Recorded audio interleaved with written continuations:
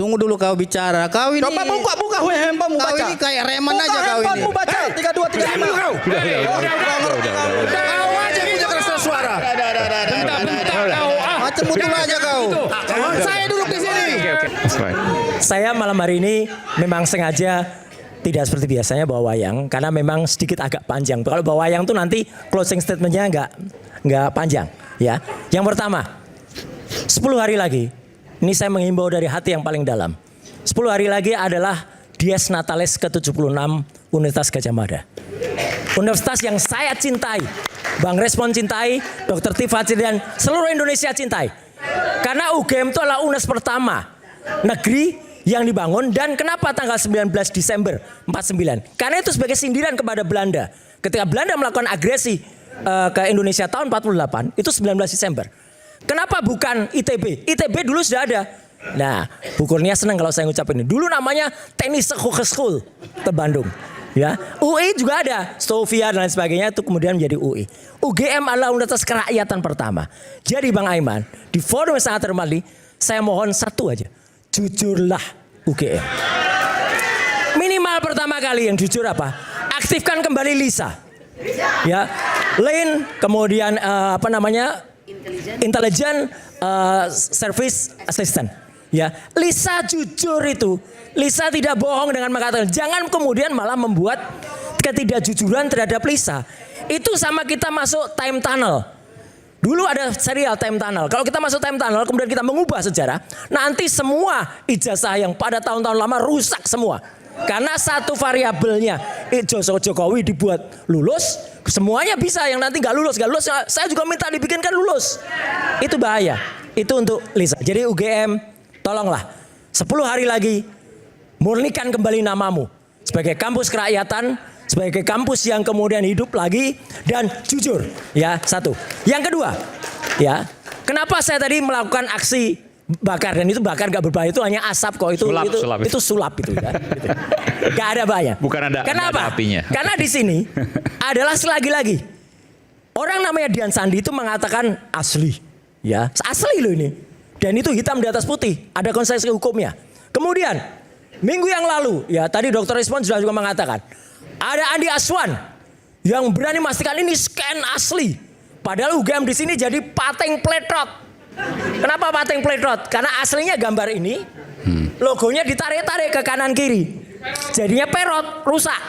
Ya, inilah sebenarnya Dian Sandi, Andi Aswan, dan salah seorang yang namanya Joshua Sinambela itu malah telah berani berbohong di depan publik. Terang-terangan dia mengatakan itu. Saya minta, kalau tadi ada pujian kepolisian, saya juga minta kepolisian fair. Pak Profesor Yusuf Leonard Hanuk, Pak Beni Parapat, dan Pak Rustam yang ada di sini, itu sudah melaporkan orang-orang ini. Tapi apa jawaban kepolisian? Kami tidak berani memproses karena perintah pimpinan. Itu jawabannya. Anda valid dengan jawaban valid. itu? Mas Rustam yang mengatakan tidak berani. Tidak berani karena perintah pimpinan. Nah, ini Coba Mas Rustam. Forum rakyat bersuara dan kita harus buka. Forum rakyat bersuara dan kita harus buka. Silakan. Saya selesaikan sebentar. Saya selesaikan. Apa? Kita buka. Silakan. Ya, silakan Mas. Jadi apa yang Anda laporkan, lalu apa yang disampaikan, Anda tahu siapa yang menerima Anda dan seterusnya. Didampingi Mas Gafur. Ini lawyernya. Silakan. Oke. Iya. Oke, silakan. Rekan-rekan semua, Ya, Mama Asasam. rakyat Indonesia, Buktinya belum cukup. ini info yang akurat dan ini info yang pertama kali saya sampaikan untuk iNews. Oke. Saya yang mendampingi Bang Rustam, dibersamai oleh Mas Roy, kemudian oleh Bang Rismon, kami melaporkan 2 orang, yaitu AA dan JS. Dan saya yang mendampingi pelapor. AA itu Andi Azwan dan Andi Azwan. Joshua Sinambela. Atas Dan- apa? Atas apa? Atas 2 pasal. Oke. Pasal 32 dan pasal 35 Undang-Undang ITE, karena diduga yang bersangkutan di forum rakyat bersuara juga menyampaikan bahwa ijazah Pak Jokowi scan-nya asli. Oke. Padahal berdasarkan pengamatan dari Mas Roy dan Bang Rismon, ijazah tersebut diduga dimanipulasi, diubah formatnya. Kami melaporkan itu, saya yang bertemu langsung dengan penyidik. Itu kami membuka dari siang sampai malam mungkin sekitar jam 10. Kapan itu? Beberapa hari yang lalu ya, Oke. Bang Rustam ya. Jadi saya challenge penyidik Polda Metro Jaya. Yang kami laporkan itu kalau dalam hukum pidana, itu ada 3 hal. Yang pertama adalah peristiwa hukum, yang diduga adalah tindak pidana. Kemudian yang kedua adalah pasal yang kami laporkan. Dan yang ketiga adalah uraian unsur-unsur tindak pidana atau delik. Saya mempresentasikan kepada penyidik. Saya bawa bukti permulaan yang cukup. Saya presentasikan unsur-unsur pidananya, pasal 32 dan pasal 35. Saya presentasikan juga pasal 32 dan 35 berdasarkan unsur deliknya. Lalu kemudian kami berdebat. Masuk dikonstruksi juga. Begitu kami berdebat, penyidik mengatakan kepada kami, kalau begitu Mas sebentar, saya keluar, saya telepon dulu pimpinan. Begitu masuk lagi setelah telepon pimpinan, apa yang dijawab oleh penyidik? Mas, ini tidak bisa kami terima. Kenapa? Arahan pimpinan karena 1, dugaan tindak pidananya tidak ada. Kedua, unsur pidananya tidak terpenuhi. Dan ketiga, ini praduga. Saya jawab 3-tiganya, saya berdebat. Saya bilang panggil perwira. Pimpinannya suruh panggil. Jadi Anda ini siapa? Penyidik pembantu. Saya minta pimpinan perwiranya ke sini. Saya berdebatlah dengan perwiranya. Saya bilang kalau hari ini konstruksi Polda Metro Jaya adalah ini berdasarkan asumsi, maka rusaklah penegakan hukum kita. Kenapa? Karena pidana itu dimulai dari adanya praduga, adanya asas dugaan tindak pidana. Kami menduga boleh dong. Boleh dalam hukum pidana itu sah. Kan tersangka itu kan seseorang yang diduga. Itu 1. Kami duga berdasarkan apa yang dia sampaikan di sini. Hal yang kedua, kalau unsur pidananya tidak terpenuhi, saya jelaskan. Saya jelaskan kepada penyidik berdasarkan unsur-unsur delik pasal 32 dan pasal 35. Kemudian dia katakan buktinya tidak cukup. Saya bilang ini bukti permulaan. Kami punya bukti, ada saksinya nanti. Tugas penyidik adalah melakukan pemeriksaan terhadap alat bukti, bukan menolak. Jadi jangan pernah menolak alat bukti kami. Akhirnya yang terjadi kemudian keluar. Jadi sampai sekarang tidak berhasil. Keluar lagi, masuk terakhir. Karena mungkin sudah jam 10 malam, saya bilang, Pak Perwira, tolong masuk lagi karena ini sudah jam 10 malam, tidak bisa seperti ini penegakan hukum. Berapa jam Anda melaporkan itu? Mungkin sekitar dari jam 2 siang sampai jam 10 malam. 8 jam? 8 jam. Oke. Apa jawaban pimpinan terakhir? Apa jawaban penyidiknya terakhir? Pak, ini arahan pimpinan. Oke, masuk ya. Saya bilang kepada penyidiknya, hari ini kita sama-sama harus sepakat bahwa Anda menolak laporan Pak Rustam Effendi terhadap 2 orang, yaitu saudara Andi Azwan dan Joshua Sinambela, itu bukan karena 1, alat buktinya tidak terpenuhi, deliknya tidak ditemukan, kemudian tidak ada peristiwa hukumnya, tetapi Anda tolak karena arahan pimpinan. Dan itu kita sepakat bersama. Saya tanya, arahan pimpinannya siapa? Wakil Direktur Tindak Pidana Cyber Polda Metro Jaya. Wadir. Itu disebutkan kepada kami. Dan saya bilang, kalau begitu saya pinjam pernyataan Anda, saya akan sampaikan ini kepada publik. Bahwa Polda Metro Jaya melakukan penegakan hukum tidak berdasarkan due process of law, tetapi berdasarkan arahan pimpinan. Pertama, ya. Dan laporan polisi itu tidak boleh ditolak karena kami punya bukti permulaan yang cukup. Bang Aiman, ya. Silakan. Saya kira penyidik silakan dulu Bang. Ya, silakan bantah. Anda mau bantah silakan. Saya hadapi Anda. Enggak, nanti dikira orang pula kita berantem. Bantah aja enggak apa-apa. Kalau Anda mau bantah silakan, nanti saya jawab kepada Anda. Enggak apa-apa. Bantah aja enggak apa-apa. Oke, baik ya. Boleh ya saya bicara ya. Boleh bantah. Tenang dulu, tenang. Oke. Enggak apa-apa dibantah. Ya, saya kira semua laporan itu harus diverifikasi dulu Bang Aiman, dan harus memang dilakukan konseling terkait dengan unsur pasal maupun alat bukti yang diajukan untuk melaporkan seseorang.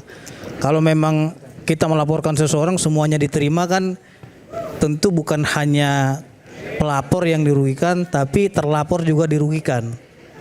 Jadi tadi Bang siapa tadi namanya menjelaskan bahwasanya penyidiknya sudah menyampaikan bahwasanya unsur pidananya tidak terpenuhi, kan gitu. Abang melaporkan pasal 23 Undang-Undang ITE. 32.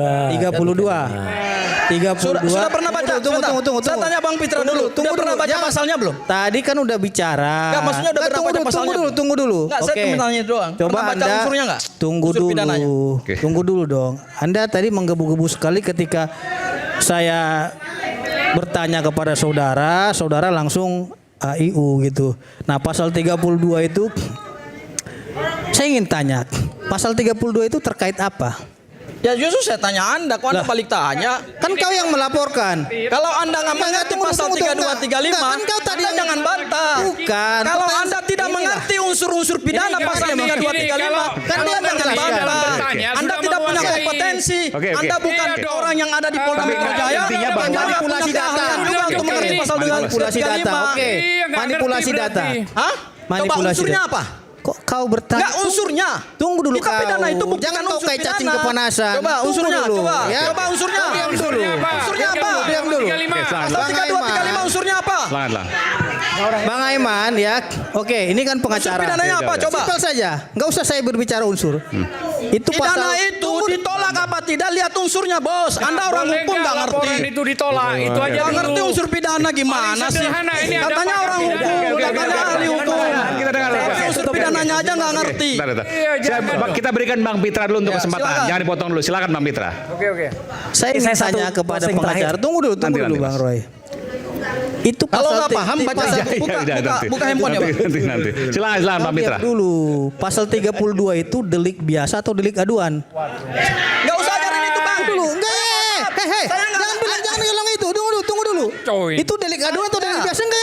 No. Lu jawab dulu itu. Oke, Lu bilang itu. kalau tanya, saya tanya Anda, Dijawab ya, Anda biar delik apa? sekarang waktu Lu terbatas. saya tanya Anda delik apa? Enggak. Saya balikin, saya tahu, saya orang hukum. Saya Karena lu tahu, itu lu jawab sendiri sini biar terjawab. Ya jawab Itu lah. delik Gua aduan tanya atau delik unsurnya biasa? lo nggak ngerti. Oke. Tunggu dulu. Oke. unsur pidana nggak ngerti.